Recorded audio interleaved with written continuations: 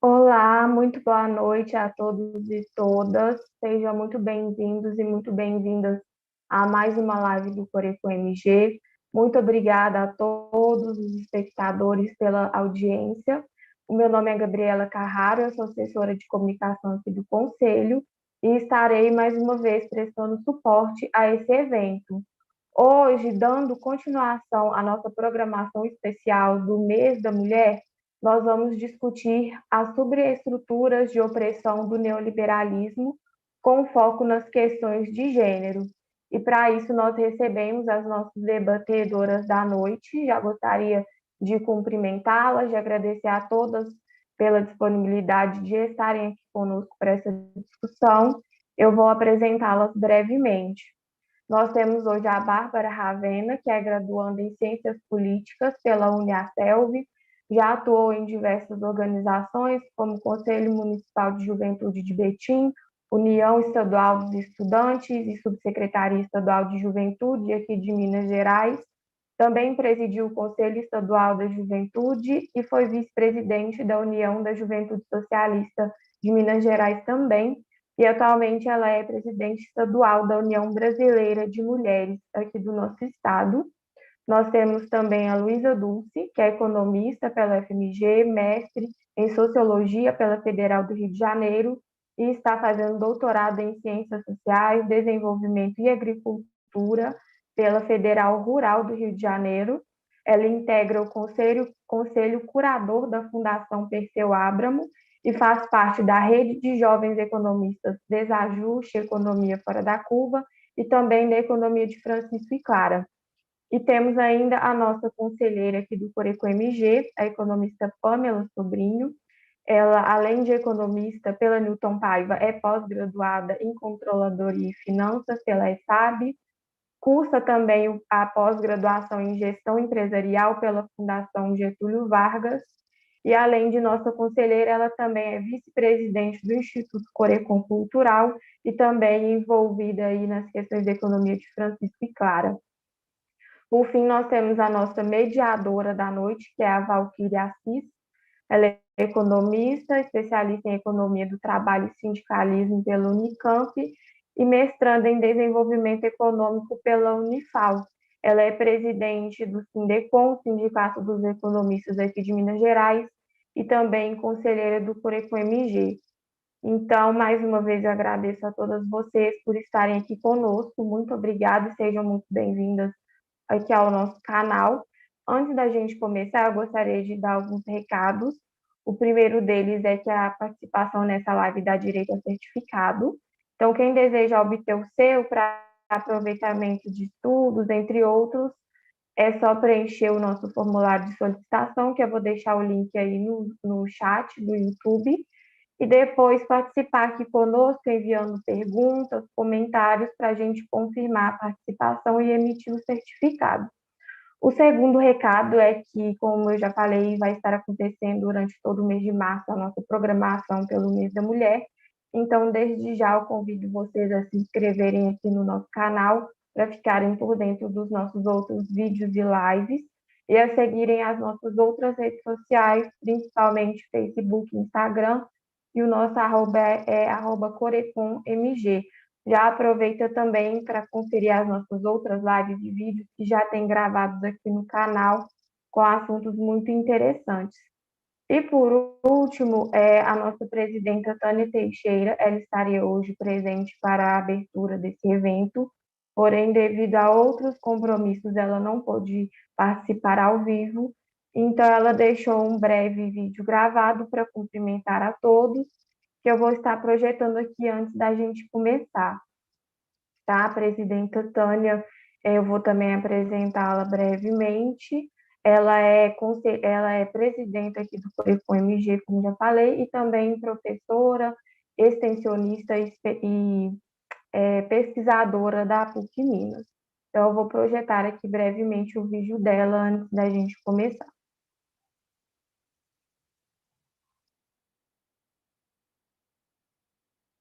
Olá, é com muito orgulho que continuamos nosso mês da discussão da mulher economista. Hoje vamos estar trabalhando um tema de extrema relevância, que se trata das subestruturas da opressão do neoliberalismo e como isso afeta as mulheres,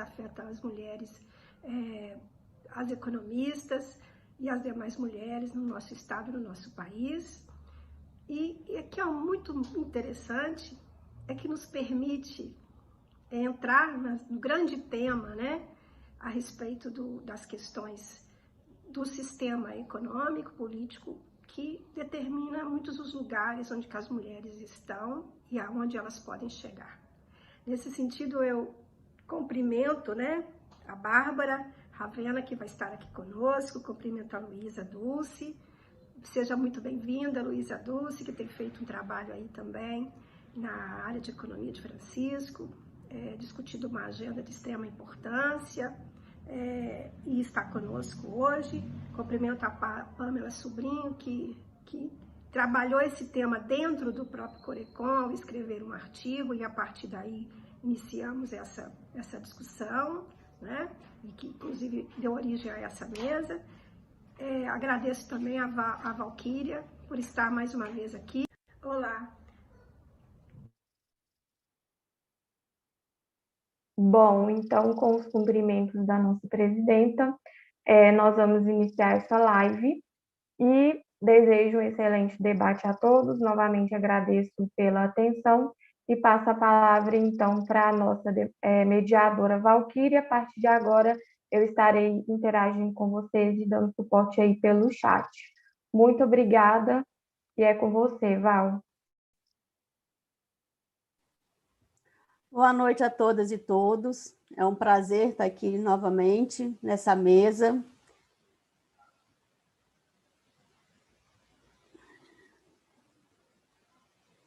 Gente, acho que deu um problema aqui. Boa noite a todas e todos. É um prazer estar novamente aqui nessa mesa repleta de aguerridas.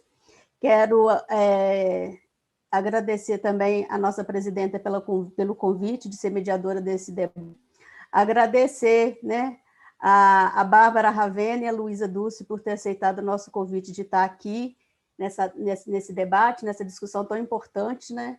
E parabenizar a Pamela também, né, pelo artigo que eu li, está muito bacana, vai dar um bom discurso aqui para hoje. E quero agradecer a todos que estão nos assistindo. Quem tiver um interesse, né, a participação, pode fazer perguntas pelo chat, que as nossas debatedoras vão responder com o maior prazer. Pamela, quero te passar a palavra. Parabéns mais uma vez, e todas as mulheres também, né? Parabéns pelo nosso dia, que não é só 8 de março, mas os 365 dias, na verdade, né? Esse é só um dia para a gente relembrar. Nós conquistamos muito espaço e ainda temos muito que conquistar. Obrigada, Pamela. É com você. Olá, boa noite a todos. Obrigada, a Val, por ter aceitado o convite para estar participando, para estar fazendo a mediação, a Bárbara e a Luísa por estarem aqui comigo, né, para a gente estar discutindo esse tema. É uma temática que eu acho que é importante para a gente trazer para a discussão, porque quando a gente fala de opressão às mulheres, a gente fala sobre feminicídio, a gente fala sobre os impactos econômicos, participação da mulher na política, a gente tem que contextualizar também qual que é o papel do nosso sistema econômico, né, dentro dessa estrutura. A gente vive num sistema capitalista. Atualmente, a gente vive num sistema capitalista gerido pelo neoliberalismo, e pior do que tudo isso, a gente ainda tem um governo de extrema-direita que flerta com o fascismo, né? Então, todas essas características, elas impactam de maneira muito direta na vida de todas nós, mulheres.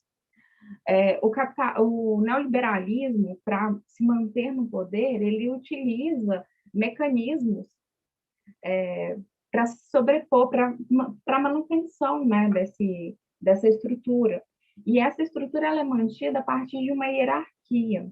Então, quando a gente fala de subestrutura que o neoliberalismo utiliza, a gente está falando de vários mecanismos, né?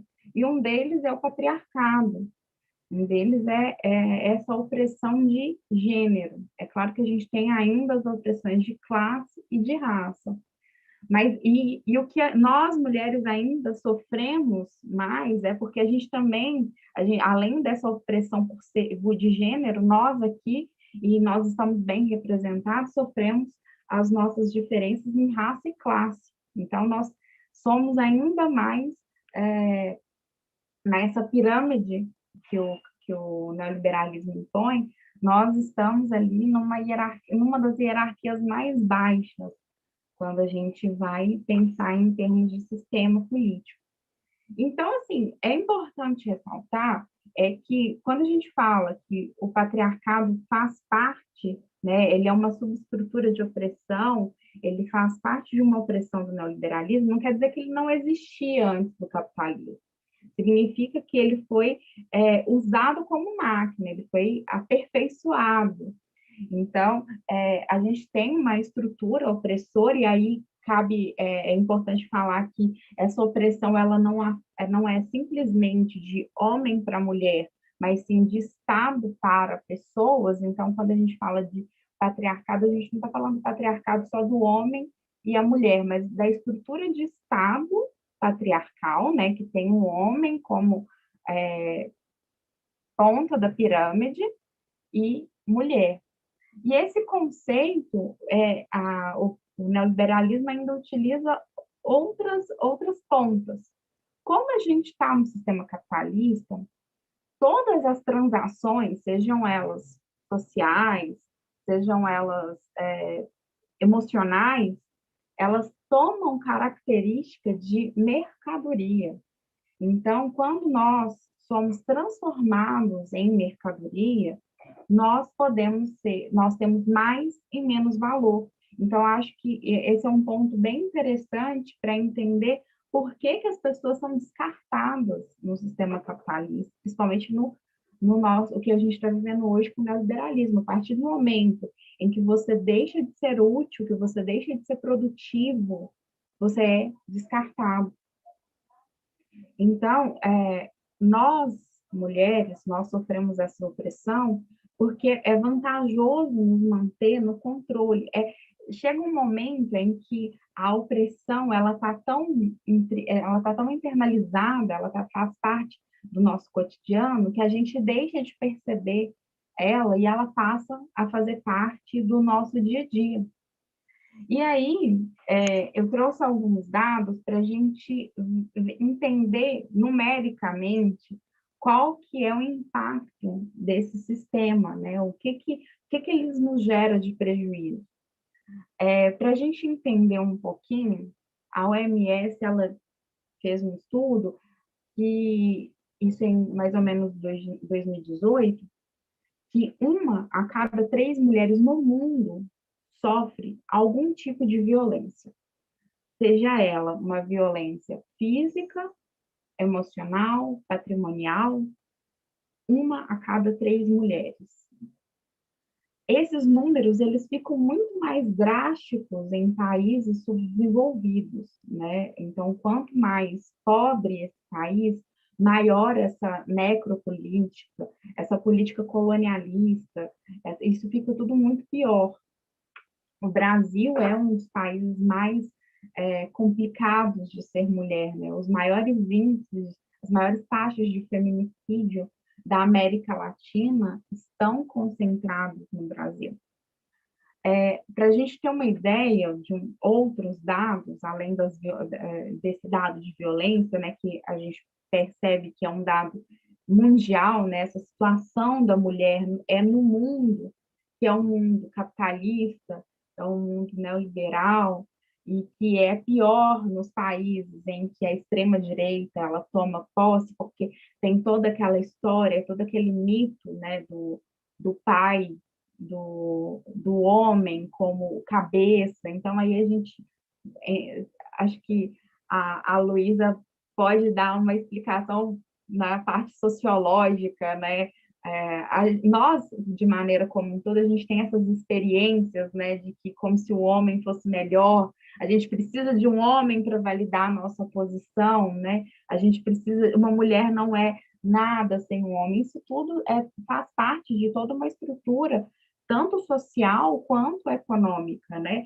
Para a gente ter uma ideia, em 2018, o IBGE fez uma pesquisa em que mulheres mais ou menos até 25 anos de idade, mais de 25 anos de idade, elas tinham 39,4% de ensino superior, enquanto os homens eram 27,7%, ou seja, nós mulheres somos mais estudadas, nós temos mais anos de estudo. Entretanto, a média de salário da mulher em 2016, quer dizer, logo no iníciozinho daquela crise econômica, era de 1.764, enquanto do homem era de 2.306. Um dado interessante é que quanto mais estudada a mulher maior a diferença salarial dela. Né? Se a gente for olhar, por exemplo, a questão de mulheres que estão em cargos de gestão, isso tudo vai diminuindo. Outros dados interessantes por exemplo, a participação do trabalho informal, porque uma coisa que quando a gente vai pensar em termos econômicos, a mulher, ela além de ganhar menos, ela ocupa trabalhos não remunerados. E quem ganha com isso, né, o sistema capitalista, ele ganha com essa não remuneração da mulher. As mulheres, elas trabalham, elas dedicam mais ou menos 18,4% 18,4 horas da semana para trabalhos domésticos.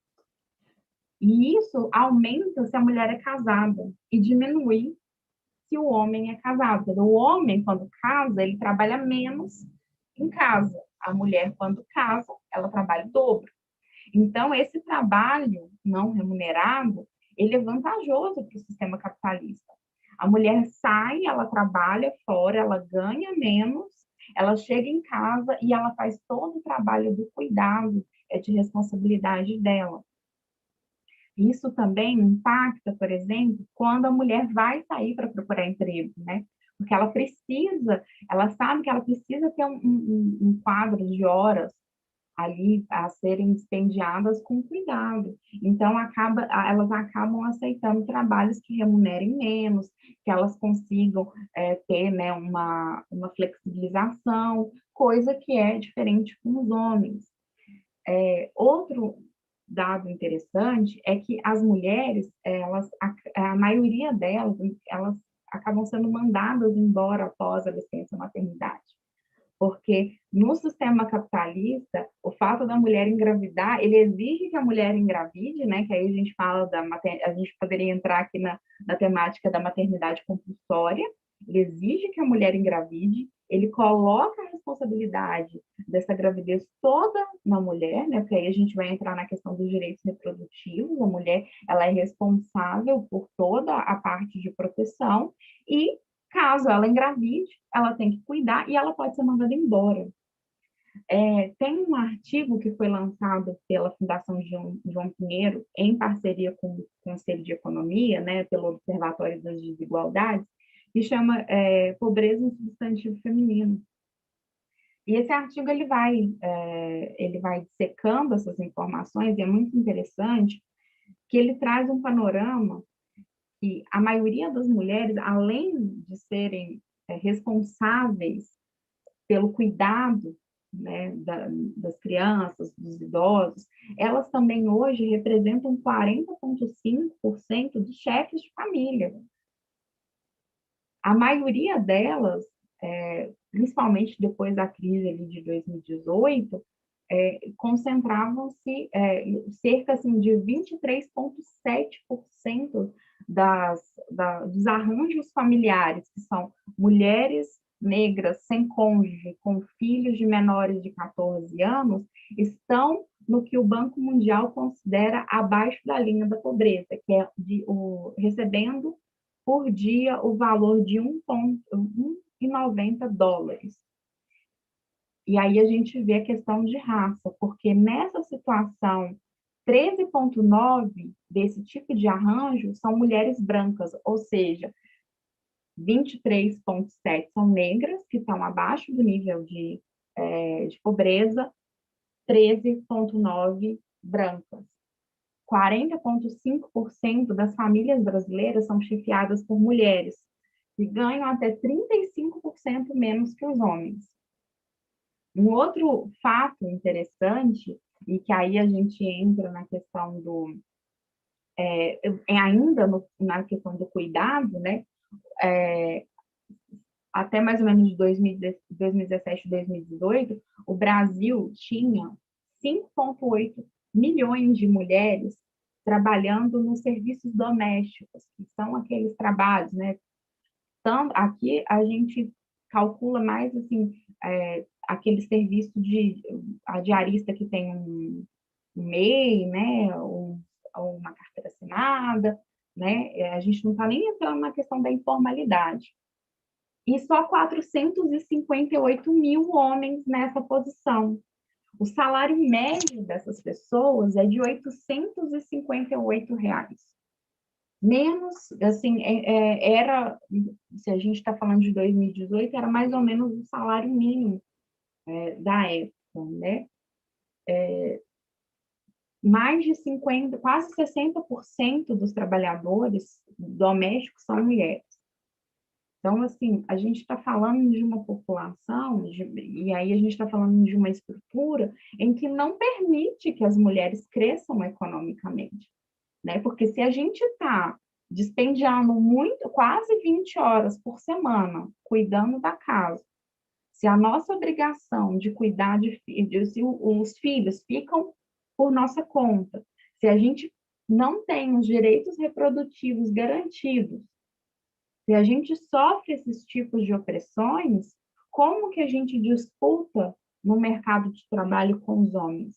Fora as estruturas, né, esses mitos de que nós, mulheres, performamos estereótipos em que nós não podemos ocupar determinadas posições. E aí a gente se alongaria a falar dos estereótipos de gênero, né? Que nós não podemos ocupar determinados espaços porque somos mulheres. Quando a gente foca e a gente pensa num Brasil que flerta com o fascismo, a gente ainda agrava essa situação, porque o homem, enquanto posição de poder, né, enquanto ele acha que ele tem um status quo que ele não pode perder, ele, principalmente em momentos de crise, isso volta para nós como violência. É como se nós fôssemos culpadas pela violência econômica causada pelo neoliberalismo. Quer dizer, o capitalismo ele sempre vive ciclos de crises. E aí, quando a gente está flertando com o fascismo, essas crises, eles precisam achar alguém que seja culpado, e acaba sobrando para nós, mulheres, infelizmente, a culpa de tudo isso. E para não perder o status, né? E aí a gente entraria numa área da psicanálise, né? Que é por que o homem se sente, por que ele precisa dessa sobreposição para se sentir másculo. A gente acaba entrando num tema que é muito, muito difícil para todas nós. Acaba que quase todas nós conhecemos uma mulher que foi vítima de violência doméstica, se não nós mesmos, né? E aí, o que a gente pode falar como a parte mais macabra desse sistema que chancela e que permite que nós sejamos exploradas, usadas e descartadas quando perdemos o nosso valor, é o feminicídio. Um dado interessante é que de 2016, que é justamente no golpe, para 2017, a taxa de feminicídio cresceu 15,71%. De 2017 para 2018, foi 14,32%. De 2018 para 2019, 7,89. Só que os dados de 2020 ainda não tinham sido fechados, porque o Fórum, esses dados foram tirados do Fórum Brasileiro de Segurança Pública, e só no primeiro trimestre já tinha tido um aumento de quase 2% de 2019 para 2020. Então, a gente tem, né, em 2015, a criação da Lei do Feminicídio, as mulheres vão garantindo direitos e, de repente, a gente muda um sistema, né, a gente sofre o golpe, a gente tira uma presidente eleita, a gente sofre com o patriarcado, né, a gente tem uma explosão de ódio contra as mulheres, e aí a gente vê os níveis de criminalidade. A gente está falando de feminicídio, a gente está falando de casos concretos de feminicídio. Se a gente fosse fazer o levantamento aqui dos casos de violência doméstica, eles triplicaram. E aqui a gente está falando de um período que ainda não contempla a pandemia. Que a pandemia ela veio e ela aflorou ainda mais todo esse ódio contra as mulheres. E aí entra naquilo que a gente está falando, né? Quando o homem ele perde, ele sente que ele está perdendo o status, e ali não só o homem como a gente está falando o homem aqui, mas a gente pensa em toda uma estrutura repressora de Estado, nós mulheres sofremos as consequências.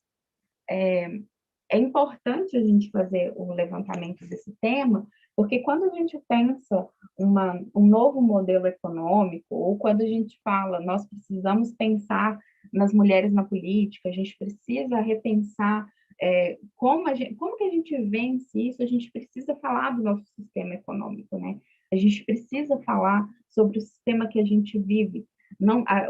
Se a gente muda, às vezes a gente muda de governo, a gente vai melhorar, mas vai ser paliativo, porque toda vez que a gente retroceder, a gente vai ter retrocessos. Nós mulheres, seremos as primeiras a perder os nossos direitos. Então, a gente precisa levantar a pauta de um novo modelo econômico que contemple as mulheres e que a gente repense essa estrutura, né? Essa estrutura hierárquica que a gente vive, essa estrutura de casta que não é explicável, não dá para conviver num feminismo liberal, porque ali você chega até um ponto de exploração, né? Então, uma mulher branca explora a mulher negra, mas sempre vai ter um homem explorando todas as outras abaixo. A gente nunca vai conseguir, num sistema liberal, viver em forma de equidade, porque isso não é permitido, né? Ele precisa dessas castas para manter, para sobreviver e para produzir lucro, né? Quem ganha com todas essas castas são os grandes capitalistas, né? E que a gente não está falando no moço que tem um carro financiado e uma casa Minha Casa Minha Vida, né? A gente está falando de banqueiro. Vamos voltar para a realidade aqui, né? A gente não está conversando com nenhum capitalista aqui. Então, é importante a gente pensar nesse sistema aqui, e aí é legal, a gente, interessante lembrar aos nossos companheiros que estão nos ouvindo, né, é que eles também são explorados, porque na casta deles, eles ainda sofrem opressão de classe, né, eles não sofrem opressão de gênero, então eles estão em vantagem conosco, mas eles sofrem opressão de classe e de raça. Então, eu acho que para trazer essa discussão aqui é importante, a gente precisa falar, a gente precisa quebrar alguns mitos também do feminismo liberal, né? Trazer essa pauta, falar dessa questão da igualdade de gênero, de raça, de classe, e como que o sistema capitalista ele financia, né, essa opressão. Então, basicamente, eu falei no artigo que vai ser publicado pelo Cofecom, pela Revista Economista, sobre isso, e eu passo a palavra para a Val para a gente conversar mais sobre o tema aqui com as nossas debatedoras. Obrigada, gente. Obrigada, Pamela. Uma ótima exposição. Tem muita discussão, né, sobre isso, É, uma live não caberia essa discussão, porque ela é muito grande. E é interessante quando você fala da discussão, né? É porque existe digamos assim, a ilusão do capitalismo, quanto ele gera riqueza e quanto ele gera renda, né? Só que mas gera renda e lucro para quem, na verdade? Porque, por exemplo, a gente está vendo aí na pandemia, no final do ano passado, 2020, a gente viu que a taxa de desemprego foi maior entre as mulheres, e quando você pega a taxa de desemprego entre as negras, a população negra, ela é maior ainda. É um sistema, então, que tende a excluir, né, as mulheres do mercado, as mulheres do trabalho, e excluir mais ainda as mulheres negras, a população negra, a juventude. Então, é uma discussão ampla, e agora vou trazer aqui para a discussão aí a Bárbara Ravena. Bárbara, seja bem-vinda, quero muito ouvi-la. A Bárbara, que é companheira aí de muita luta, está na defesa das mulheres. Obrigada, Bárbara. Obrigada, Val. Queria cumprimentar a mesa, a presença da Pâmela, que me fez esse convite, né? Pâmela é minha conterrânea, descobri ano passado que ela é betinense que nem eu, por conta do Gustavo também, que faz parte aí do Corecom. Como eu fui apresentada, Bárbara Ravena, atualmente estou na presidência da União Brasileira de Mulheres, e esse tema ele é muito relevante para a gente, porque quando a gente fala de capital, não capital, pobreza e não pobreza, a gente já imagina, igual a Pâmela falou, né? Quando a gente fala assim, o capitalismo está em crise, aí a galera acha que a gente vai pegar o carro financiado e a casa dela, e não é, né? Quando a gente pensa na exploração do trabalhador, a gente tem que pensar na exploração das mulheres também, e mulheres negras e mulheres pobres, né? A gente está vendo aí, a gente está vivendo a maior crise da vida, né? Desde que a gente tem um governo, não vou falar neoliberal, né? Um governo fascista. Neoliberal acho que foi do Fernando Henrique Cardoso, ali naquele tempo ali. Mas um governo que ele não investe em políticas públicas, né, para melhorar a vida do povo, é um governo que não está nem aí. Na pandemia, a gente está vendo quem são as pessoas que estão sofrendo diretamente na ponta da pandemia. São as mulheres, mulheres pobres, mulheres negras, mães solos e famílias unilaterais, né? As mulheres chefes de família. E aí, quando a gente entra nessa questão, as pessoas estão passando fome. As mulheres estão passando fome. As mulheres são as maiores desempregadas que a gente tem hoje, né? Nessa crise da pandemia, a maioria das mulheres perdeu seus empregos. Mas aí, qual é a forma que o capitalismo acha de cooptar essas mulheres para trabalhar, entre aspas? A prostituição, o tráfico humano, porque a gente viu reportagens aí falando que donos de casa de aluguel cobrando favores sexuais em troca de deixar a mulher morando na casa. Então, assim, como que o capitalismo ele está presente na nossa vida cotidiana, né? A gente precisa explicar para os homens o que é machismo, o que é feminismo, ou a gente precisa explicar que ninguém é dono de ninguém, porque o corpo das mulheres, gente, e eu falo assim, né, de longe de cadeira, parece que é público, porque todo mundo quer opinar, todo mundo quer optar, ninguém pediu sua opinião, você tá gorda, você tá magra, o mercado não vai te aceitar assim, se você ficou grávida, como que você vai fazer para deixar seu filho na creche, se não tem vaga na creche, como é que você vai poder trabalhar?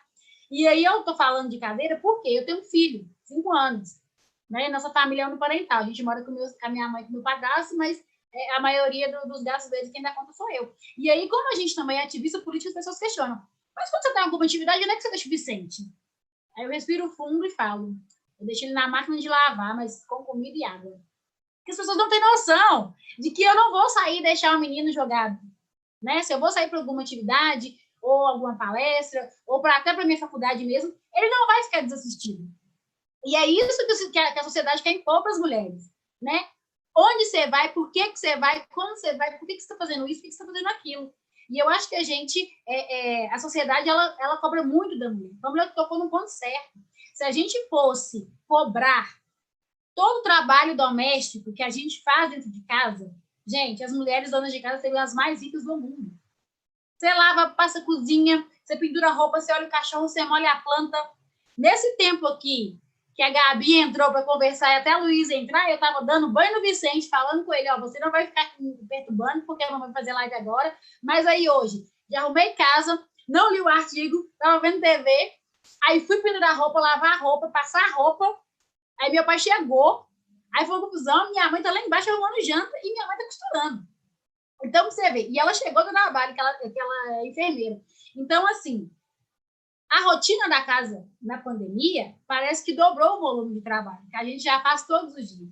Aí eu pergunto para quem está nos assistindo, quantos homens, vocês aí, mulheres, homens, que chegam do serviço e vai fazer algum trabalho doméstico? Porque, gente, eu tô falando assim, nessa pandemia, a gente arruma... É aula remota, que você tem que ajudar o menino. Aí, na aula remota, você vai andando com o notebook, o menino vai gritando atrás, você tem que dar almoço pro menino. Isso eu tô falando da realidade da maioria das mulheres que têm filhos. Mas eu imagino uma mãe que tem mais de um filho, né? Aí, essa mãe já perdeu o auxílio emergencial, porque a gente sabe que a maioria das pessoas foram dispensadas dos seus serviços, né? Porque não pode ter o trabalho presencial. Como que essas mães vão sustentar seus filhos? O salário mínimo hoje, R$ 1.200, gente. O aluguel é 900, do gasto é 125. Como que essa mãe, que essa família vai sobreviver? Né? Aí perpassa também o abandono também dos pais, né? Que não colabora financeiramente. E essa mulher ficou sobrecarregada. Porque se a gente for colocar... Gente, calcula aí, sério. Lavar, passar, cozinhar, molhar a planta... tudo, coloca isso na ponta do papel, quanto de dinheiro que as mulheres donas de casa não deixam de fazer, né? Não estou falando que a gente vai cobrar o serviço, mas eu acho que a gente deveria ter um olhar especial para isso. Tanto que a gente vê que os trabalhadores domésticos, eles conseguiram seus direitos de ter INSS e FGTS, assim, recentemente. E a gente sabe quem é a maioria dessa população que trabalha nas casas das pessoas. São mulheres negras e pobres. Quando a gente fala raça e classe, gente, é porque, igual a Pamela falou, tem uma mulher branca que está em cima, a mulher negra que está embaixo, mas tem um homem que está em cima das duas. Então, todo o debate que a gente tem que fazer, a gente tem que ter esse negócio de recorte de classe e raça, né? As pessoas fica meio chato. Não fica, porque por mais que a gente está aqui nesse espaço democrático, por mais que a gente está aqui debatendo, não são todas as pessoas, não são todas as mulheres que vão ter acesso a essa informação que a gente está fazendo aqui agora. E eu sempre falo, nós temos que falar com uma linguagem que todas as pessoas tenham acesso, que todas as pessoas vão compreender do que a gente está falando. Porque a gente está vivendo um período que feminicídio aumentou, violência doméstica aumentou, abuso sexual aumentou, troca de favores sexuais aumentou. A gente está vivendo um tempo que as pessoas, o jornal está romantizando mãe morar com filho de calçado. Né? Vocês viram a reportagem aí, a mãe arrumou a calçada para se mais confortável. Isso não é romantização, gente. Isso é pobreza. Isso é a crise do capitalismo. O capitalismo, ele pega quem é mais pobre. Porque não adianta a gente falar assim, vou trabalhar para ficar rico. Quem está ficando rico é banqueiro, é o dono da água, que fica sonegando imposto, né? E os trabalhadores dele, finalizar minha fala, que são só 15 minutos, senão eu vou falando até falar, chega, a gente tem que escutar a Luísa também. A gente precisa compreender o que o capitalismo faz. A gente tem, eu falo que é o sonho americano, né? Que a gente fala assim, vou trabalhar, vou ter dinheiro, vou fazer isso. Mas não é o sonho americano. A gente tem que ter o sonho brasileiro. O sonho brasileiro é que todas as pessoas possam fazer 5 refeições por dia, que as pessoas possam ter acesso à educação, que as pessoas possam ter acesso a emprego e renda. Porque não adianta falar de economia se a gente não falar de salvar vidas. E esse momento que a gente está vivendo no nosso país, a gente precisa salvar vidas para a economia voltar a funcionar. Porque se a pessoa morre, ela não trabalha. Porque é a gente que paga imposto, a gente que trabalha, que é a mão de obra barata, né? Em alguns locais é a mão de obra escrava. Né? Não vai muito longe, não, que Esmeraldas, até um tempo atrás, tinha uma fazenda de carvão lá que mantinha pessoas em regime de escravidão. Né? O caso da Madalena lá em Araguari. Então, assim, a gente precisa pensar mesmo as formas que a gente vai reinventar, o que a gente vai fazer, porque o capitalismo, gente, ele não dá trégua. O capitalismo não dá trégua, ele sofre uma crise, ele volta mais forte, dá uma crise ali, ele volta mais forte, e a gente está sofrendo na pele. Eu acho que a nossa geração, eu acho que a gente nunca viveu isso, né? Essa recessão econômica, essa falta de desemprego tão grande. Então, a nossa geração fica assim, mas não é assim, nunca foi, era melhor antes. Não era melhor antes. Eu lembro de vovó falando assim, tempo de Fernando Henrique Cardoso, né? Você comprava o óleo por R$1 de manhã, de noite já estava 5,80. E é isso que está acontecendo hoje, né? Você compra um pacote de arroz a R$15 hoje, amanhã ele está 25. Então, a gente precisa reinventar, a gente precisa derrotar esse capitalismo, derrotar esses governos neoliberais, esses governos que não prezam pelos programas sociais, esses governos que não prezam como é que eu posso dizer? Pelas políticas públicas, né? Que vai tirar o povo da miséria. Porque a gente sabe que quem move esse país são as pessoas pobres e principalmente as mulheres pobres e as mulheres negras. Obrigada, viu, gente? Eu empolgo, se deixar eu vou falando até amanhã. Obrigada, Bárbara. Eu estava até pesquisando aqui quanto que vale o trabalho doméstico, tem um artigo da ONU sobre isso, estou pesquisando aqui, depois te falo quanto custa uma mão de obra de uma mulher doméstica. Quero agradecer aqui também, nos assistindo pelo YouTube, a nossa conselheira Alzira, muito obrigada pela participação, e também do Adriano Miglio também, que está aí nos dando audiência. Obrigada pela participação aí pelo YouTube. E agora eu vou passar a palavra para a Luísa Dulce, para ela falar um pouco também para nós sobre neoliberalismo, feminismo. Boa noite, Val. Boa noite, Bárbara, Pamela. Também dá um salve aí para a Tânia, que abriu o nosso encontro, e para a Gabriela, que está dando suporte aqui para a gente. Desejar aí um feliz dia, na verdade, uma feliz vida, né, para nós mulheres, nessa semana de celebração aí, né, de marcar também de luta das mulheres, e cumprimentar também de forma muito sincera os companheiros que estão assistindo a gente, né, aqui nessa mesa, que estão querendo aprender e também somar nessa luta, que tem que ser uma luta de todas as pessoas, né? Então, assim, queria muito agradecer e parabenizar o Corecon pela realização dessa atividade. É muito importante no ambiente da economia a gente promover esse tipo de discussão. Temos um caminho longo, né, a caminhar ainda, mas estou vendo muitas mudanças nos últimos anos, desde que eu formei lá na Faculdade de Ciências Econômicas da UFMG há 10 anos atrás. Eu acho que realmente muita coisa tem mudado, né, no âmbito da universidade, do ensino da economia, na presença de mais mulheres discutindo a economia, que ainda é muito pequena, mas eu estou sentindo algumas mudanças importantes. E aí eu separei algumas coisas para conversar aqui hoje. Acho que, assim, depois dessas duas falas tão boas da Pamela e da Bárbara, não sei, vou focar talvez um pouco em como que as mulheres são uma resistência, né, ao neoliberalismo, mas antes eu queria tocar em alguns pontos, assim, reforçar algumas coisas que já foram faladas. E aí, primeiro, pensar o neoliberalismo não somente como uma política ou uma estratégia econômica, né, mas uma forma propriamente de mercantilização ou colonização de todas as esferas da vida. Então, de todos os sujeitos, do tempo, né, do espaço, da questão das paisagens, das diversas paisagens, né? E aí, como a Pamela trouxe, acho que no neoliberalismo e no capitalismo, assim, de modo geral, tudo e todos nós somos ativos, né? Somos capitais. E o que não é isso é descarte. Então, aí, a Pamela falou da questão de descarte, tem aquela música, né, dos Racionais MC que fala, né, o ser humano é descartável no Brasil. E uma outra referência que eu acho importante da gente trazer é também o Papa Francisco, na encíclica Laudato Si, de 2015, que ele fala sobre essa cultura do descarte, né, em relação aos seres humanos, mas também em relação à natureza, né? E a gente está discutindo aqui neoliberalismo, acho que a gente pode dizer que a gente está revisitando, né, ou revivendo o neoliberalismo na América Latina depois de um hiato progressista aí, que muita gente chama dessa onda rosa, né, que foram os governos progressistas em diversos países da América Latina, e o neoliberalismo que nos anos 1980, 1990 tinha um espírito muito positivo, né, de superar a economia soviética, socialista, a experiência socialista na União Soviética, e que voltou agora nesse período na América Latina com uma carga muito pesada, negativa, da violência, né, da opressão. E acho que isso é uma marca muito importante, já que a gente está falando aqui das diversas opressões de gênero, né?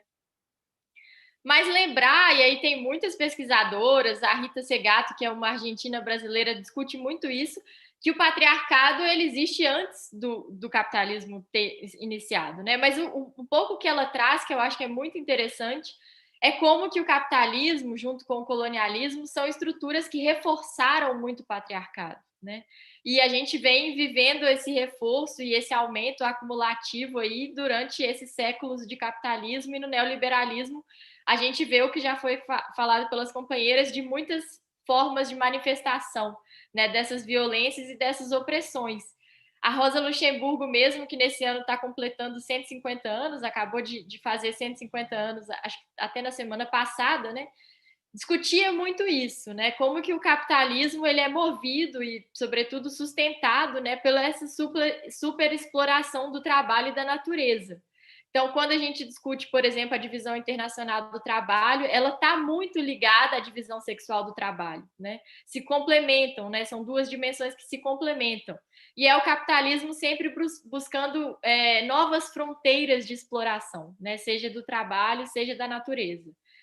Uma outra teórica que eu queria fazer referência aqui é a Nancy Fraser, né, que mostra que mesmo nas experiências de bem-estar social, e muito mais recente, então ela dialoga com Cal Polanyi num texto bem interessante, mostrando que mesmo nas experiências do estado de bem-estar social, né, aí na Europa, quem era esse indivíduo beneficiado por essas políticas, né? Era um homem branco que fazia parte de um sindicato de setores econômicos centrais. E aí a gente vê que as mulheres, os negros e os migrantes, etc., sempre tiveram aí nessa fronteira da superexploração, né? E aí eu acho que é interessante a gente se perguntar uma coisa que já foi falada aqui, né? Quando a gente fala mulheres, mas quais mulheres, né? Como essa experiência das mulheres é vivida de forma diferente, e aí queria fazer referência, sobretudo, às mulheres negras e às mulheres indígenas, que tem aí a questão da interseccionalidade, que elas sofrem outros tipos de violência e opressão e superexploração nesse contexto do neoliberalismo, né? A gente pode se perguntar, por exemplo, a quem interessa anular essa diversidade das mulheres, e a experiência do feminismo, sobretudo o feminismo europeu e norte-americano, que tem sempre a mulher como aquela experiência meio que neutra, né, do que é a mulher branca, do que é o feminismo, mas a gente sabe que o feminismo é muito mais do que isso, né, e a experiência das mulheres negras tem muito a agregar nesse sentido. E aí queria dizer também um pouco isso, né, como que a violência é um modus operandi do neoliberalismo, né? A violência política, a violência cultural e a violência física, né? Os dados de feminicídio que a Pamela trouxe deixam isso muito evidente para a gente, né? Um outro aspecto que já foi falado, essa questão da família, né? A Margaret Thatcher tem lá aquela frase famosa dela, né? Que não existe mais sociedade, apenas indivíduos e suas famílias, né? E eu acho que essa dimensão da família ela tem sido bastante discutida hoje no Brasil. A Flávia Biroli, que é uma professora lá da UNB, discute essa questão do familismo, né? Nessa onda conservadora que a gente vive, e mostra que, na verdade, o ideal de família que a gente tem, que é veiculado aí no Brasil, ele não corresponde à realidade, né? Os dados que a Pamela trouxe, que a Bárbara já falou, mostram muito isso. E aí essa retórica de proteção às famílias, né? O que é visto como ameaça e o que é visto como proteção, né? Por que a fome, por que a pobreza não é vista como uma ameaça e tantas outras coisas são vistas como ameaça, né? A família, etc. Então, como que essa questão da família é veiculada e estar no debate público hoje, acho que é uma questão muito interessante para a gente discutir, né? Então, assim, já foi falada essa questão, né, da economia do cuidado, da reprodução social, da questão do trabalho das mulheres ser invisibilizado, né? A gente teve um avanço muito expressivo há alguns anos atrás, que foi a PEC das domésticas, né, que deu visibilidade e, mais que isso, deu direitos, né, para as domésticas brasileiras. Mais de 99% são mulheres, né? E quando a gente vê também os dados aí de trabalho doméstico, como já foi falado, tem os dados do IBGE muito interessantes, que entre a população ocupada, né, as mulheres despendem cerca de 23 horas por semana no trabalho ocupado e os homens apenas 12 horas, né? Metade do trabalho das mulheres. E entre as pessoas desocupadas, né, desempregadas, as mulheres exercem aí cerca de 18 horas de trabalho doméstico por semana e os homens 10 horas, né? Então essa desigualdade ela é muito evidente E aí eu queria fazer referência a um projeto de lei da deputada cearense Luziane Lins, do PT, lá do Ceará, que visa incluir o trabalho doméstico nas contas públicas, né? É um projeto bem interessante para ser discutido aqui no âmbito do Corecon, etc. E temos aí muitas autoras que falam também das cadeias globais de cuidado, né, de reprodução, enfim, como que trabalhadoras migrantes vão para outros países, muito do sul global em direção ao norte, para fazer esse tipo de trabalho de cuidado, enfim. Eu acho que é um tema, é um campo muito interessante da gente explorar do ponto de vista econômico também, né? E aí, entrando um pouco mais nesse âmbito da economia feminista, só rapidamente alguns apontamentos, né, de qual que é o sentido e por que é importante a gente falar disso. Né, acho que primeiro é pensar quem que é esse sujeito econômico dos manuais de economia, sempre é um homem branco, né, de um país do norte, e a gente vê que os cursos de economia, em termos de estudantes, mas também professoras, o número de Nobel de economia, as mulheres ainda estão muito, muito atrás, né? Eu, quando entrei na faculdade, em 2008, eram 30 homens para 10 mulheres, eu tive muito poucas professoras mulheres, de macroeconomia eu não tive quase nenhuma, né? E a gente tem aí algumas economistas mais antigas que a gente pode citar, como a Maria da Conceição Tavares, a Tânia Bacelar, mas só hoje que a gente tem mais mulheres referência, né, nesse campo, fazendo essa discussão publicamente, né? E aí eu acho que se a gente se perguntar se não há essas mulheres, né, o que está sendo analisado, né? Se a experiência das mulheres não é trazida para análise, não é trazida, se o corpo das mulheres, se essa vivência não é trazida, né? E aí pensar também no âmbito da política isso também, né? A questão das mulheres, o lugar das mulheres na política, se as mulheres não estão trabalhando na casa, né? Se elas estão trabalhando com a reprodução social, fazendo trabalho doméstico, elas não têm tempo para estar no espaço público, para disputar um cargo eleitoral. Né, isso é uma discussão muito importante, essa questão do tempo, né, das duplas, triplas jornadas. Então, aí, dados muito recentes aí da eleição de 2020, por exemplo, só 16% das mulheres foram eleitas, das vereadores são mulheres, né? 12% são prefeitas apenas, né? Mais de 900 municípios não tiveram uma mulher vereadora eleita, né? Em 2018, na Câmara dos Deputados, de 513 vagas, só 77 são mulheres. E isso é porque a gente está analisando um número que tem crescido nos últimos anos, mas está muito aquém, né? E aí eu queria fechar um pouco trazendo o que eu acho que é muito importante da gente analisar, que são as resistências ao neoliberalismo e que historicamente sempre estiveram com as mulheres, né? Ou as mulheres sempre foram protagonistas nesse âmbito da resistência ao neoliberalismo, não apenas no Brasil, na América Latina, mas em nível global. Então, pensar, por exemplo, a experiência da Marcha Mundial das Mulheres, né, que é uma articulação de mulheres contra o neoliberalismo, propriamente dito, né? As mulheres rurais, temos aí a experiência da Marcha das Margaridas, a importância das mulheres, né, para a questão do autoconsumo, as mulheres no movimento da agroecologia, que tem aquela fala clássica, né, de sem mulheres não há agroecologia, né, ou sem feminismo não há agroecologia. O debate da soberania alimentar que vem sendo construído pela Via Campesina tem as mulheres no centro disso, né? As mulheres como guardiãs das sementes, enfim. Eu pesquiso um pouco essa questão rural, então por isso que eu estou trazendo essa experiência. Um outro movimento que eu queria citar, eu acho que no Brasil, quando a gente está falando de violência, isso é muito importante, né? Que é o movimento das mães e familiares vítimas da violência de Estado. Em 2018, tivemos aí o terceiro encontro internacional dessas mães e familiares vítimas de violência de Estado. E nós estamos falando justamente das mães que tiveram seus filhos mortos pela polícia, né, e pelo Estado, e a maior parte delas são mães e mulheres negras, né? As mulheres na luta pelo aborto, né, e pelos direitos sexuais e reprodutivos tiveram uma vitória importantíssima na Argentina, em outros países também da América Latina e outros países do mundo. É uma luta muito importante internacional, né, e que tem tudo a ver com o neoliberalismo e com as formas de opressão que as mulheres sofrem. E muitas outras questões, né? Pensar a questão da liberdade coletiva, a coletividade na vida das mulheres, né? E como que a coletividade está presente também nas utopias feministas. Então, como que a própria organização das mulheres é uma organização coletiva, né? Isso é uma marca muito importante de ser trazida justamente em contraposição ao individualismo do neoliberalismo, né? E aí queria fechar só com uma referência, de novo, à Flávia Biroli, né, que é a professora lá da UNB, que faz uma discussão sobre mulheres e democracia, e aí tem, né, na economia e na sociologia, enfim, uma discussão na política clássica sobre democracia e capitalismo, né, ou democracia e neoliberalismo. E a Flávia Biroli, ela traz alguns elementos de dizer que a luta das mulheres ela é essencialmente uma luta pela democracia, né? E que não há como a gente ter uma democracia plena se os direitos e se as mulheres não se fazem presentes nessa disputa política, né?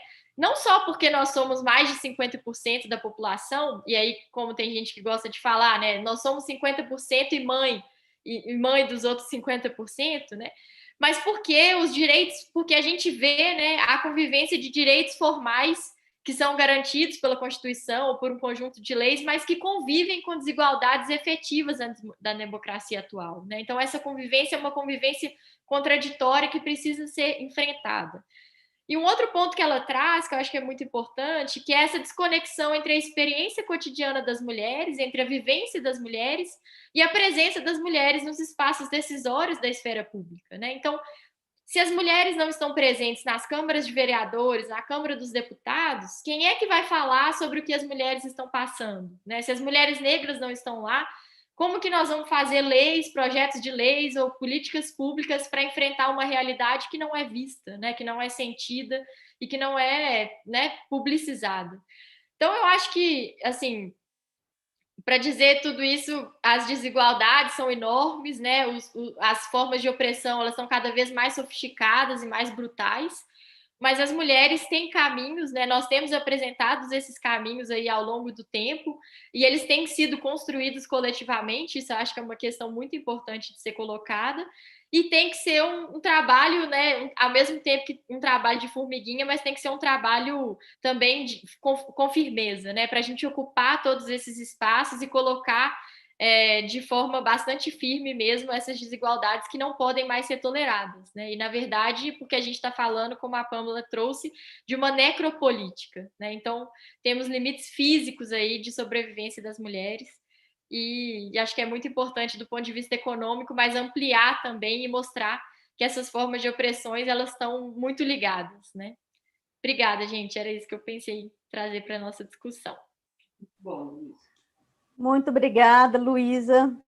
Parabéns pelas falas. Colocou aí, né, várias discussões que a gente precisa fazer. Quero agradecer a participação de todas. A gente tem algumas perguntas e alguns comentários aqui para fazer, se vocês puderem ajudar a gente na discussão. Luísa, quero te falar, hoje o Conselho de Economia tem 7 mulheres, não é isso, Pâmela? Que era... Deixa eu fazer a conta aqui. O espaço da economia ele é muito homem, né? 7, né?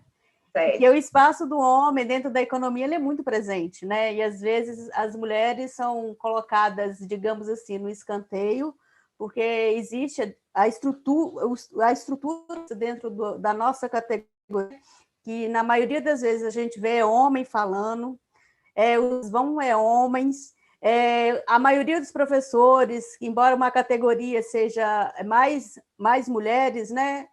De professores, mas a gente tem dentro da economia muito mais homens do que mulheres sendo professores, e a gente, aos poucos, a gente está ocupando esses espaços também que são nossos. Hoje, na minha sala de mestrado, a maioria é mulher, só tem 2 homens. De 10 alunos, 8 é mulheres e 2 é homens. Então, acho que já é um avanço bastante aí que a gente está tendo, né? Com as mulheres também tendo voz dentro da economia, discutindo e trazendo isso para dentro da própria categoria também, que a gente tem que discutir isso, né?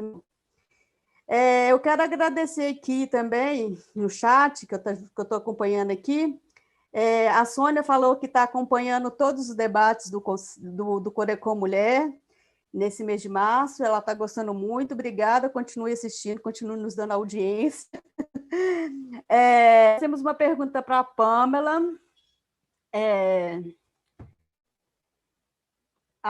Tem uma pergunta para a Pamela que é a seguinte, Pamela. Deixa eu achar aqui.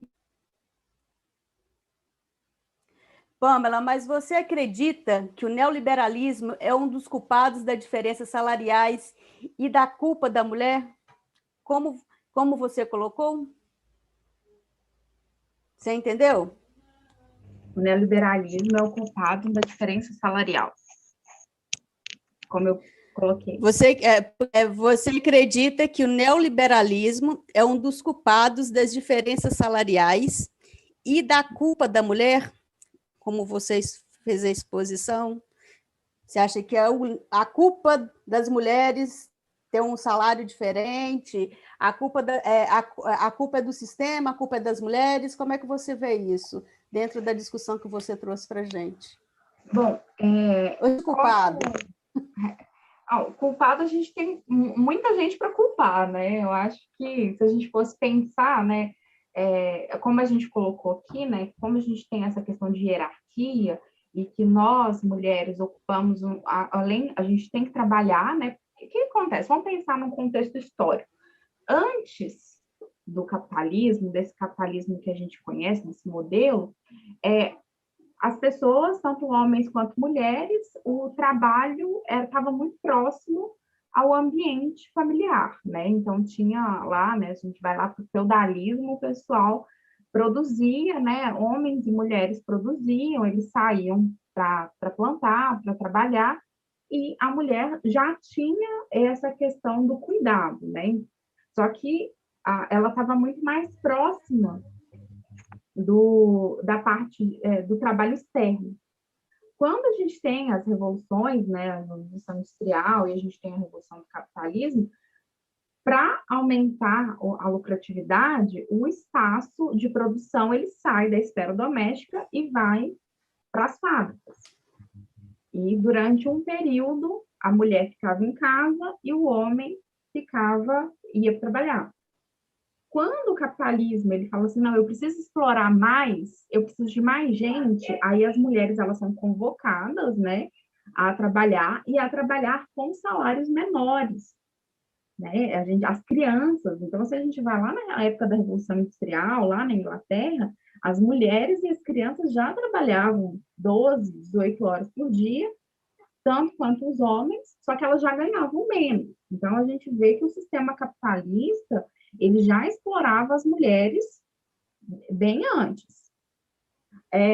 O que acontece com a questão do neoliberalismo é que o neoliberalismo ele aumenta, né, essa questão da exploração, porque ele também usa violência. Então, o sistema capitalista, ele é o responsável, não só o neoliberalismo, né? Porque quando a gente pensa na história, né, como um todo, a gente teve outros momentos, né? A gente teve momentos mais progressistas, estados de bem-estar social, dentro do sistema capitalista, e que as mulheres também continuavam recebendo menos. Então, na verdade, o sistema capitalista, ele aproveita dessa estrutura patriarcal que a gente já vivia para explorar, e o neoliberalismo, ele aumenta essa exploração. E, então, esse é o culpado. Nós, mulheres, nós estamos conquistando direitos. Então, se a gente for parar para pensar, a gente colocar uma linha do tempo, vamos pensar Brasil, linha do tempo, a gente começou a votar em 1930, né? É a primeira vez que uma mulher vota, e aí tinha toda a regra lá, que não era simplesmente ir lá votar, né?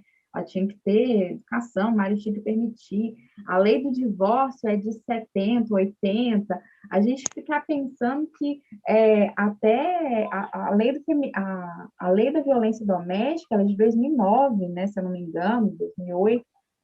Então, assim, até caiu esses dias, que foi semana passada, a ideia de legítima defesa da honra. Cara, a gente está em 2021. Então, a gente tá discutindo juridicamente que não existe essa história de que você pode me matar porque eu feri sua honra. E aí, eu também posso matar você e usar a mesma justificativa? A gente sabe que não. Então, falar que nós, mulheres, somos culpadas, nós estamos galgando lugares, né? A gente está discutindo. A Luísa falou um monte de movimentos em que as mulheres se unem contra, não só o sistema neoliberal, né? Contra esse sistema capitalista como um todo. E em diversos momentos do tempo, né? Não só no neoliberalismo. Então, o neoliberalismo, ele aumenta a exploração, né? Ele aflora a violência, a necropolítica, a descartabilidade. Então, você você não é mais útil para mim, e aí a gente pensa, os homens e o Estado pensando isso, né? Você não é mais útil para mim, então eu vou te descartar. É mais ou menos isso que quando um homem mata uma mulher, ele trata ela como objeto, né? E você é minha, você é uma coisa que se você não quer mais ser minha coisa, você não vai ser a coisa de ninguém, então eu vou lá e te mato. Então, é mais ou menos isso. Então, historicamente, o capitalismo, né, sempre nos explorou. Então, acho que a culpa em si é do sistema capitalista que usa da exploração, né? O liberalismo, ele só aflora essa violência que existe, né? Liz e Bárbara, vocês querem complementar a fala da Pâmela? Está aberta a palavra. Não, a Pâmela explana muito bem, né? Que essa exploração ela vem desde sempre. Então, assim, não tem como culpabilizar a mulher se ela já vem desde o tempo, né, de Jesus Cristo aí, para quem acredita, que a opressão já vem acontecendo, né? Quem foi a primeira mulher apedrejada? Maria Madalena, se você for ver, né? Porque ela fugiu dos padrões que eram colocados naquela época. E a gente vai vendo isso até hoje, né? Se você foge do padrão, você é apedrejada, achincalhada. E a Pâmela falou de feminicídio, mas recentemente mudou a lei, né? Que antigamente era ilegítima defesa da honra. Que honra? Né? Você mata uma mulher por causa de sua honra. Que honra? Se o homem pode ter 2, 3, 4 mulheres, a mulher não pode cometer uma traição que ela tem que morrer. Então, eu acho que isso é uma culpa também na necropolítica e também do que a gente vem vivendo ao longo desses anos, né? A Luísa colocou muito bem, a gente teve vários avanços, a gente precisa avançar ainda mais, né? Não dá para as mulheres sofrerem de serem penalizadas porque elas não querem ficar com o cara ou porque elas não querem ficar no serviço delas, que a gente nem entrou no mérito do assédio sexual e moral dentro dos ambientes de trabalho, né? Que a gente... Eu acho que não tem uma mulher nessa vida que nunca passou por isso dentro do ambiente de trabalho. Qualquer gracinha, qualquer cargo de chefia, ou qualquer fala um pouco mais alta, ou foi chamada de histérica, ou porque estava saindo com o chefe, ou porque não tinha merecimento de estar ali. Então, eu acho que isso vem desde os primórdios do mundo, mas eu acho que a gente está trabalhando para mudar isso. E quando o Val coloca que hoje, na turma dela de mestrado, tem 8 mulheres e 10 homens, eu fico muito feliz, né? Porque os cursos dito de exatas tem a maioria em seus cursos homens, né? Ou vocês são de exatas, vocês podem me corrigir de errado. Mas o curso de cuidados humanos, como enfermagem... Humanas exatas. Humanas exatas. Enfermagem, ciências sociais, a maioria são mulheres, porque é atribuído esse local do cuidado, né? Quando eu fazia enfermagem, assim, enfermagem por amor. Eu falei assim, não, gente, não é por amor. Eu gosto de trabalhar com isso e é o curso que eu gosto, estou fazendo por causa disso, não é por amor, né? Então, eu vou falar assim, economista por amor? Advogado por amor? A gente não fala isso, né? Então, eu acho que é um pouco disso, que a gente tem muito ainda para se avançar aí nessas questões. E a mulher não é culpada, não, viu? A pessoa que fez a pergunta aí por esse sistema, não. A gente é oprimida sempre, mas a gente está lutando para acabar com isso. Eu queria fazer um comentário, assim, perfeito, o que a Bárbara trouxe.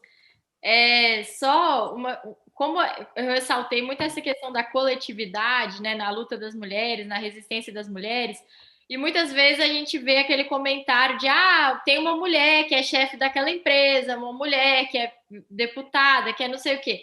Mas a luta das mulheres não é porque uma chegou lá, e sendo que os outros 9, né, de 10 são homens, né? A luta das mulheres é enquanto todas... Vamos lutar enquanto todas não somos livres, né? Enquanto todas ainda sofrem opressão. Então, não adianta dizer que uma chegou e ela vai virar o exemplo para as outras, né? Se uma chegou, mas todas as outras não, só comprova que ela é uma exceção à regra, né? Então, nós precisamos olhar isso para não nos iludirmos também de que o sistema abre brechas né, e de que as mulheres estão conquistando. Na verdade, a maior parte das mulheres vive em condição que a gente já narrou aqui, né? Acho que isso é muito importante de ser colocado também. Quando a Luísa coloca isso, a gente vai também, volta um pouquinho, né? Que até pouco tempo atrás não tinha banheiro feminino dentro do Senado brasileiro. Gente, eu fico imaginando como que as mulheres visitantes utilizavam o banheiro, não tinha banheiro feminino no Senado, né? E aí, olha para você ver que coisa surreal. É muito difícil, é muito difícil. E dizem, né, que o ar-condicionado da Câmara é uma coisa assim super frio. Por quê? Porque os homens estão de terno, né? E as mulheres têm que ir de saia, têm que ir de... Então, assim, são pequenas coisas, né? Mas que são muito significativas. Adriano, obrigado por estar aqui. Ele falou que as mulheres estão cada vez mais subindo os níveis social. Eu tenho acompanhado pelo LinkedIn e vejo muitas mulheres com mais sucesso que muitos homens. O Felipe Russo reforça a necessidade de que a Ravena aborda a discussão do novo homem, de uma mulher e um desafio. No campo é pior ainda. A gente vê que as mulheres no campo, elas ainda... Se a gente avançou alguma coisa, as mulheres no campo, elas ainda precisam avançar muito mais, né? Luísa, pode fazer um comentário aí para a gente, que a Luísa está trabalha, né, na área de agricultura, na participação das mulheres no campo. Se você quiser falar um pouco para a gente, né, como é que essa participação, esse trabalho que você faz com as mulheres, de emancipação das mulheres. Esse debate das mulheres rurais é um debate fundamental, né? As mulheres, quando a gente vê aí que 90% da produção agrícola brasileira é soja e milho, né? Maior parte exportada para a China. Mas é a agricultura familiar que produz, né, a comida de verdade que a gente fala, né? E são as mulheres, sobretudo, que estão produzindo essa comida, né, nos seus quintais produtivos, nas suas hortas, etc. Justamente porque também tiveram excluídas aí da Revolução Verde, que trouxe o maquinário para o campo, etc. E tem uma discussão muito séria, né, sobre qual o lugar das mulheres nas associações e cooperativas, né, na política local, o patriarcado nas famílias. E aí eu queria fazer um comentário específico sobre as mulheres jovens, né? A gente discute muito uma questão que é a sucessão rural, né? Que é a questão da permanência da juventude no campo. Então, existem muitos empecilhos, muitas dificuldades para que essa juventude permaneça no campo, mas as mulheres sofrem mais opressões e mais dificuldades, né? Tanto no âmbito da família, então, assim, o pai morre ou o pai vai passar a terra para os filhos, não vai passar para a filha, né? Mesmo que ela esteja mais escolarizada, mesmo que ela tenha um curso técnico de agroecologia, mesmo que ela tenha até uma graduação, né, nas ciências agrárias. Então, existe um processo de discriminação das mulheres jovens rurais que é muito sério, né, e que é denunciado e trabalhado pelas organizações do campo, das florestas, das águas, mas que a gente precisa tornar isso, né, público mesmo e trazer para o debate, porque essa relação campo-cidade é hoje fundamental. A Denise Pereira está fazendo comentário aqui. Eu estou descobrindo que é uma parcela de mulheres em cidades pequenas, como a que habito, que não se encaixa nem nos movimentos de trabalhadores urbanos nem rurais, né? São mulheres que não têm perfil, então o próprio sistema exclui elas do mercado de trabalho, tanto rural, seja urbano, né? Temos outra pergunta aqui. Cadê? Não, é só um comentário do Filipe Russo também. Muito bem lembra, Luísa, o papel das mulheres da conservação da agrodiversidade e dos recursos da natureza. Várias experiências, auto-organizações servindo de referência. E assim, né, a gente vê como é que, né, você está falando aí que a discussão da mulher como ela precisa avançar, né, Luísa? Eu acho muito interessante essa discussão. São as mulheres que, na maioria das vezes, estão na frente, mas que, às vezes, também acabam sendo excluídas, igual você comentou aí, né? Queria fazer um comentário, uma pergunta para todas, né? Que a gente vê, né? Como é que vocês veem hoje, né? As mulheres, quando começaram lá em 1917, a primeira grande greve, né, que a gente teve, que as mulheres sindicalistas, operárias, elas foram às ruas reivindicar seus direitos de trabalho, a pressão que elas já vinham sofrendo naquele momento. E depois da década de 90, esse configura um novo cenário, né, da forma da mulher atuar, de como a economia ficou mais globalizada. Como é que vocês veem esses avanços das mulheres, ou se existe ou se vocês acham que houve avanços, né, das mulheres com relação à disputa, né? Não é uma disputa, né? Mas a mulher, né? Porque assim, 1917 era um cenário, né? Era na década quando começou a Revolução Feminista, né? Agora a gente vê que na década de 90, com a Revolução, o cenário mudou um pouco, mas vocês acham que isso avançou? Como é que vocês veem essa discussão? O que vocês acham? Qual que é o sistema melhor para acabar com essa opressão, se é que existe?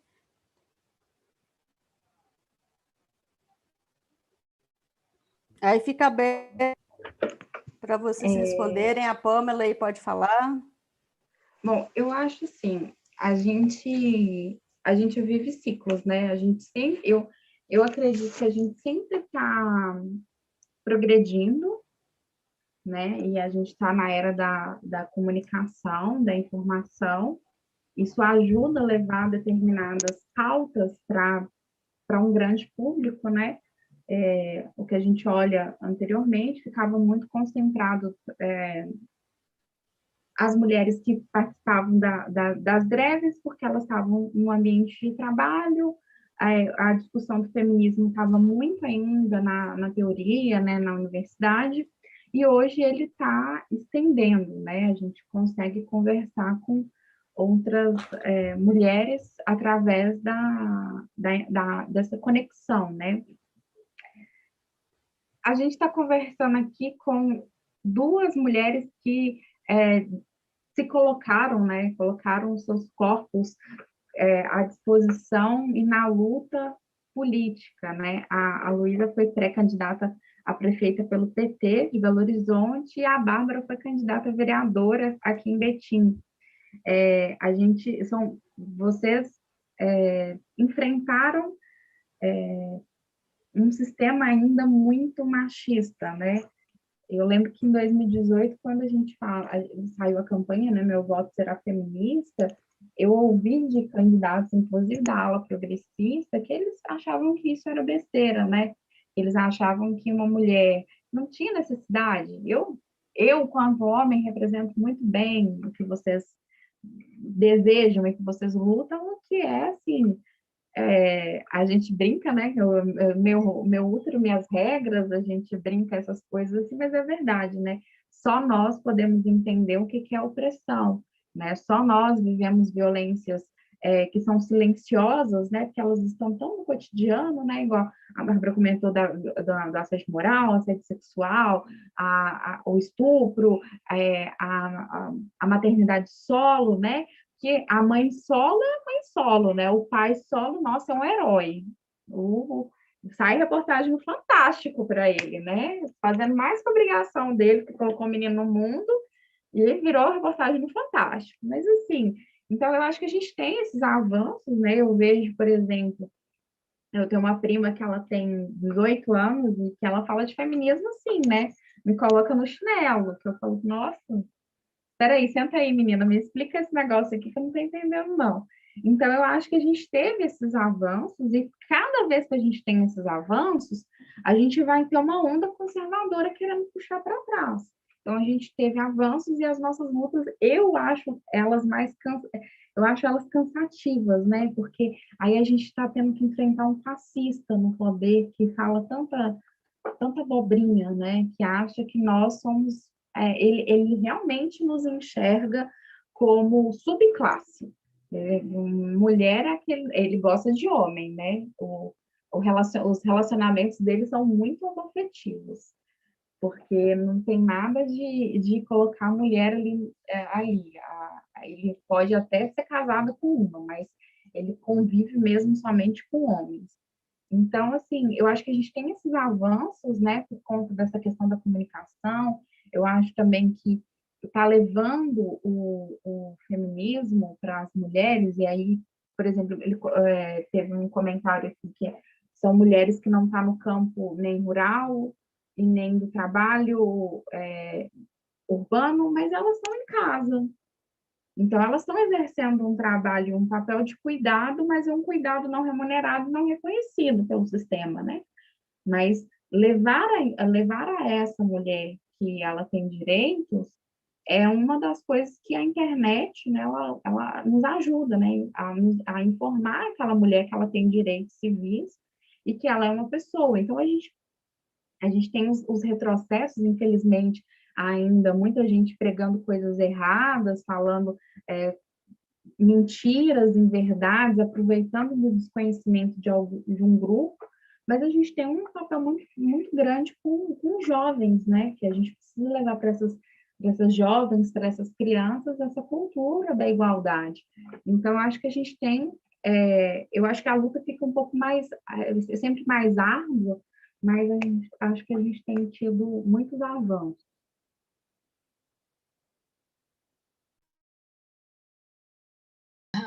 Gente, então, a gente avançou muito, mas precisa avançar muito mais, né? Quando coloca a igualdade, a equidade, a gente vê, igual eu falei anteriormente, quantos homens saem do serviço doméstico quando chegam no trabalho? Porque isso fica nas costas da mulher, né? A gente pode ter avançado em vários aspectos. Hoje nós temos mais mulher na universidade, nós temos mais mulher mestre, mais mulher professora, mas são essas mais mulheres mestres, professoras, que também fazem o serviço doméstico dentro de casa, né? Eu li esses dias para trás, uma psicóloga tem um casal, né? E o homem falava, eu estou muito bem com essa pandemia, não dou nada, não sofri ansiedade, estou tranquilo. E a mulher, não, eu estou com crise de ansiedade, não estou aguentando mais. E aí a psicóloga fazendo esse recorte falou assim, que a mulher já chegou mais atarefada, que está na pandemia, está mais atarefada, e o homem está tranquilo. Porque é o que eu falei no começo, né? É a roupa espalhada que você vai catar enquanto está trabalhando, fazendo suas coisas. E o homem, ele senta, né, e fica. Até porque, gente, eu não falo que isso... Porque os homens precisam ter a consciência também que eles precisam ajudar, né? Não é a gente ficar falando, fulano, faz isso, ciclano, faz aquilo, né? Eles têm duas mãos. Eles não são aleijados. Eles dividem uma casa, eles moram nessa casa. Se ele surge uma louça, ele precisa lavar a louça, porque a louça não vai se limpar sozinha, né? Se ele toma banho, ele tem que pôr a roupa no seu chapéu sujo, porque a roupa não vai caminhar sozinha. E eu falei aqui em casa que a minha mãe, a dada política do meu irmão é o seguinte, tá fora do lugar é lixo, tá no chão, vai pra fora, põe no caminhão de lixo e pronto. Porque ninguém é obrigado a ficar catando roupa, né? Então aqui em casa a gente ainda tem essa divisão tarefa do trabalho, essa divisão doméstica, né? Que meu irmão arruma cozinha, eu arrumo casa, o Vicente ajuda, né? Porque é isso, a gente precisa colocar essa divisão bem na primeira infância mesmo, não falando que é para explorar as crianças, viu, gente? É porque a gente já começa na desvantagem, né? Quando você tá brincando de boneca, você é a mãe, você é a cozinheira, brincando de casinho, o cara não, é bombeiro, eletricista, e você, a menina, já nasce com aquela predestinação de ser a cuidadora. E não é assim, né? Eu brinco muito que eu dei uma boneca de presente para Vicente, as pessoas ficaram me recriminando que eu dei uma boneca para ele. Eu falei assim, gente, o máximo que acontecer é ele ser um bom pai, ele brincar de boneca. Não vai acontecer mais nada, né? E ele tem carrinho, tem boneca, a gente brincou de casinha hoje, brincou de tudo quanto é trem. E a gente precisa estimular isso nas nossas crianças, nossos adolescentes. Porque é uma geração nova que está vindo. A geração que a gente pegou foi uma geração que começou essa onda feminista, porque não foi fácil, né? Precisam morrer várias mulheres, várias companheiras nossas, né? A ditadura estava aí, começou o movimento lá das mulheres feministas, depois começou os movimentos das donas de casa. Então, foi um caminho que foram percorridos para a gente chegar hoje, para a gente melhorar esse caminho para uma geração daqui a 20 anos, né? Quando a gente fala, acho que Pama até citou no artigo dela, os direitos reprodutivos, antigamente, se a gente falasse interrupção de gravidez, aborto, pílula, camisinha, era uma lástima. E hoje a gente consegue ter esse debate um pouco mais avançado, né? A gente consegue orientar os nossos adolescentes, os nossos adolescentes, porque eu acho que quando a gente fala sobre essas orientações, a gente pesa sempre para a mulher, né? O homem não.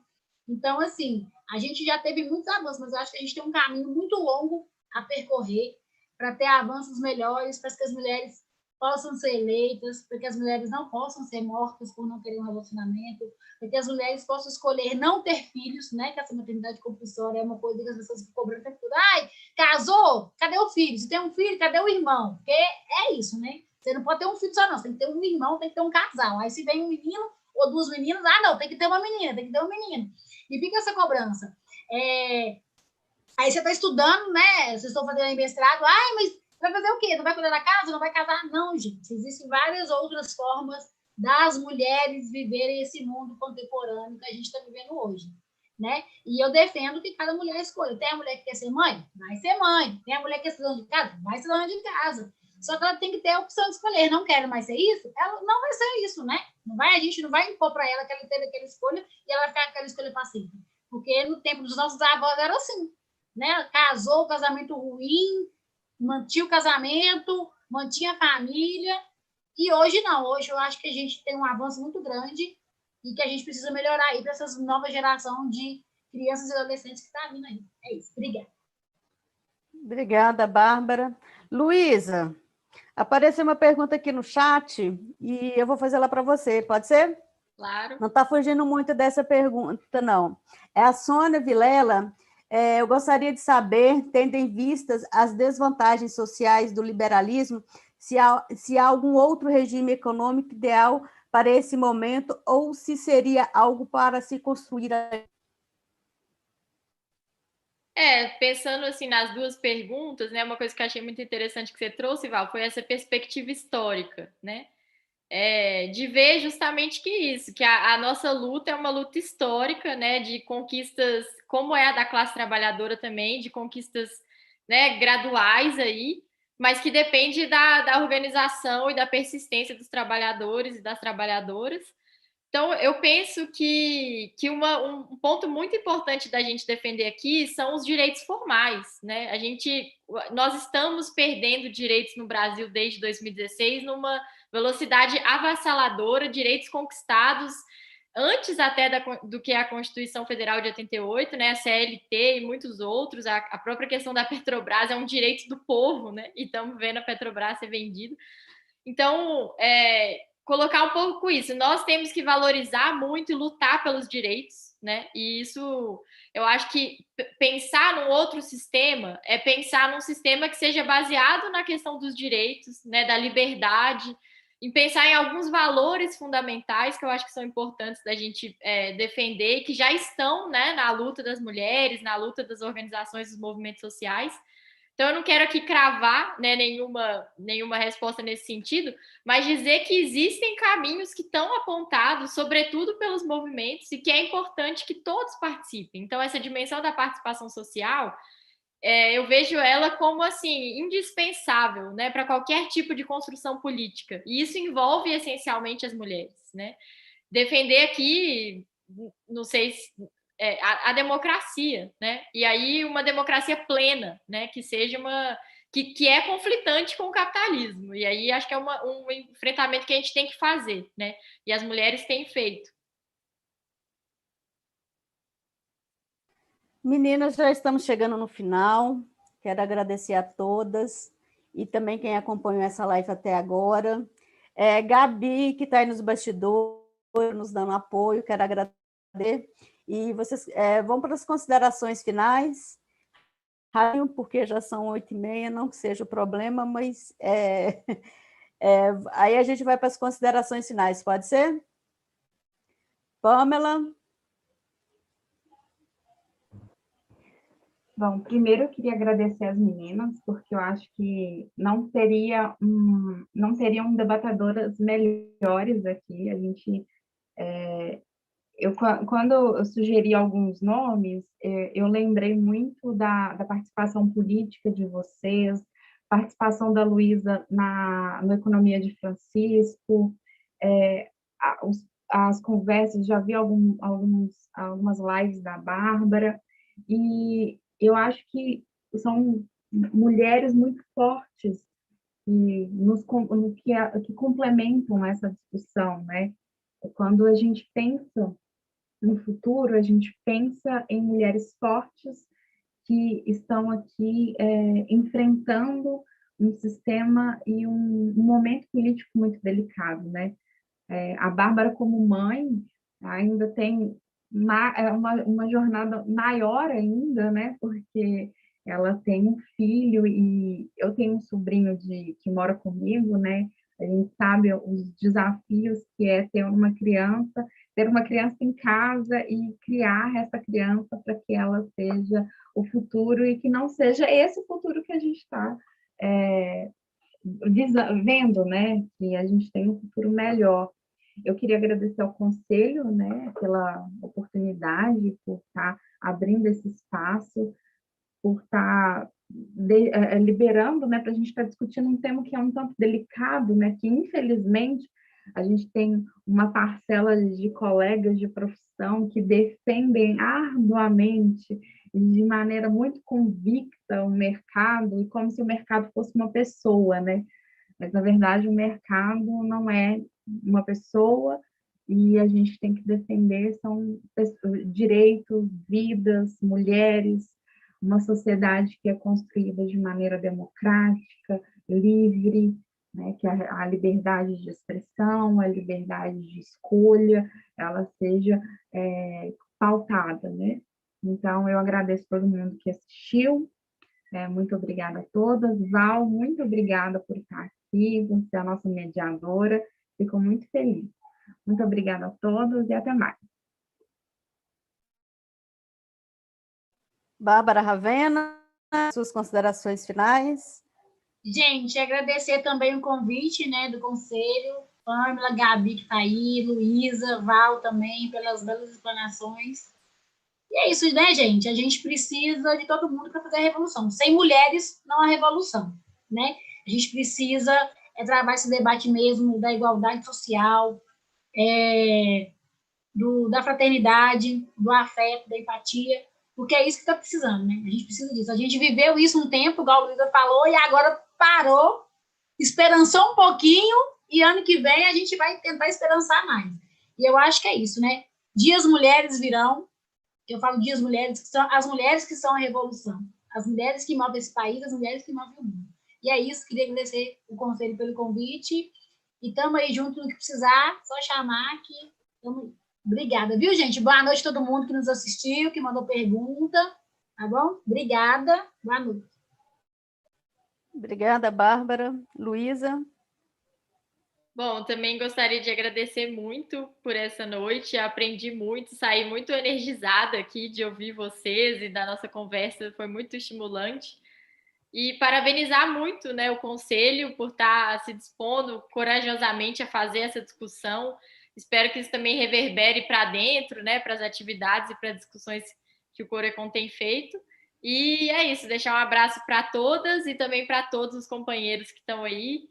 Nos vemos nas lutas e, como disse a Bárbara, acho que temos aí uma trincheira muito importante, né? 2022 é um ano bicentenário da independência, acho que precisamos colocar essa discussão das mulheres também nesse âmbito, né? Pensar o que significa a liberdade das mulheres e tudo mais. Então, temos uma agenda de lutas aí que já está posta há muito tempo e que certamente estamos juntas nela. Obrigada, gente. Gente, quero agradecer a todas e todos que acompanharam a nós até agora. Agradecer o Corecon Mulher, de nos dar esse espaço para o debate. Toda quinta-feira, até o final do mês, vão ter atividades voltadas para discussões para as mulheres, todas convidadas para participar.